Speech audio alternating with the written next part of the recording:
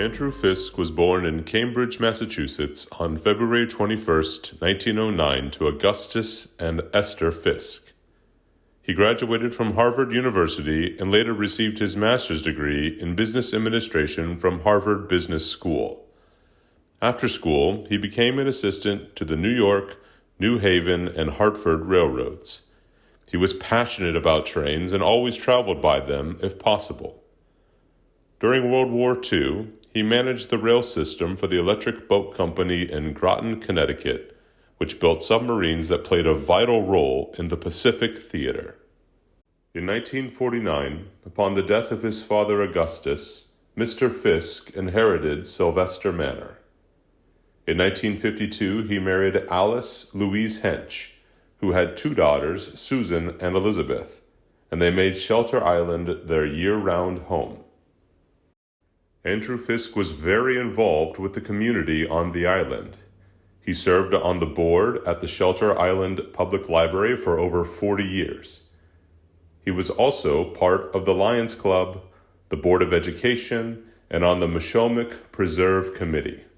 He was very generous with his time and was well loved by the community. Andrew Fisk loved history and worked tirelessly to share his passion with others. He was on the board of the Suffolk County Historical Society and was integral to the revitalization of our Shelter Island Historical Society in 1966. The Historical Society resolved on May 1st, 1992, that the 1st of May would be known as Andrew Fisk Day in honor of his great contributions.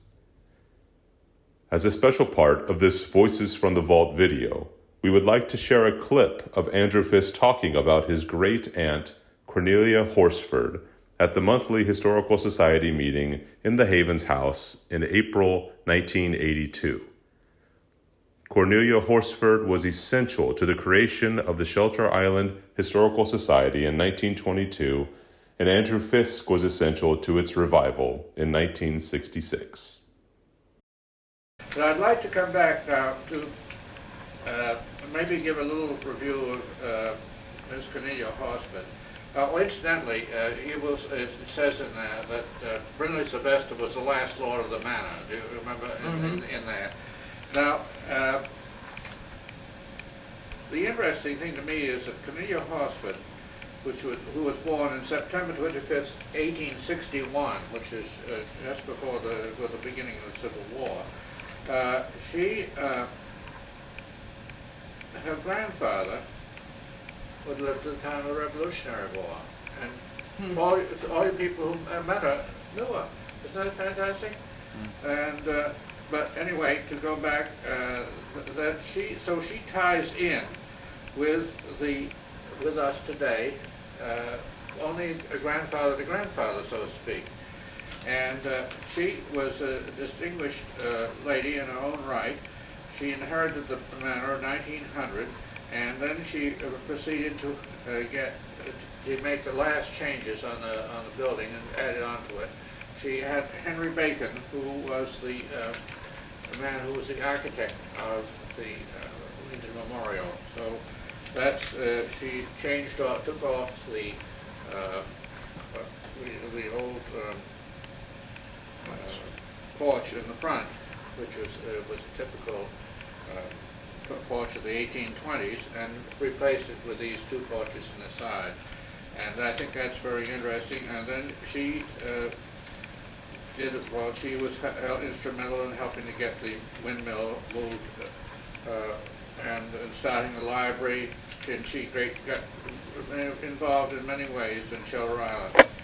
Now, what else I can say? Oh, then I should I tell the stories now, or should we tell them later? May as well tell them now and let them tell theirs later. All right. About Dr. Curry, be sure to tell that one. Well, I think the most delightful story. Well, incidentally, she had Miss Johnson. She was a companion for the last, I guess, 20 or 30 years. It was a very fine person who had been brought up in Sweden and was a graduate of the physical school. She wasn't quite a doctor, but she was had all the attributes almost of a doctor. But anyway, she lived, and she was a companion for Miss Horsford for the last 30 years, I guess. And she, well, anyway, one day, Dr. Curry's favorite story was the one day that he was called to come to see Miss Horsford. And he got to the front door, and Miss Johnson met him at the front door, and she said, "I'm very sorry, Miss Horsford is too sick to see the doctor." But Miss Johnson was a very fine person. She received a inheritance from Miss Horsford, and she proceeded to give that inheritance to the friends of hers, Miss Horsford's, who lived around her and helped her, and who she had not been able to take care of in her will because her will was too old. And then she also gave some of it to Presbyterian Church in the memory of Miss Horsford. What I'm trying to say is that Miss Johnson was a very fine person. And you are probably, quite a number of you remember her quite well, driving around with Miss Horsford in the automobile. Now, she also, Miss Cornelia Horsford was very active in gardening, as you all well know, and she was also, she did a lot of research in archaeology, which her father done, which was interesting. And she traveled a great deal, and some of your friends here in Chillerand, Mamie Mack, traveled with her around Europe in 19... That's Connie McGahee's mother. Yeah, Connie McGahee's mother. And they traveled and they visited the Pope, and there were a lot of other nice things that they did. So she had a great ties with Chillerand. Of course, to her it was the greatest place in the world, to many other people. Maybe that should leave it there on that.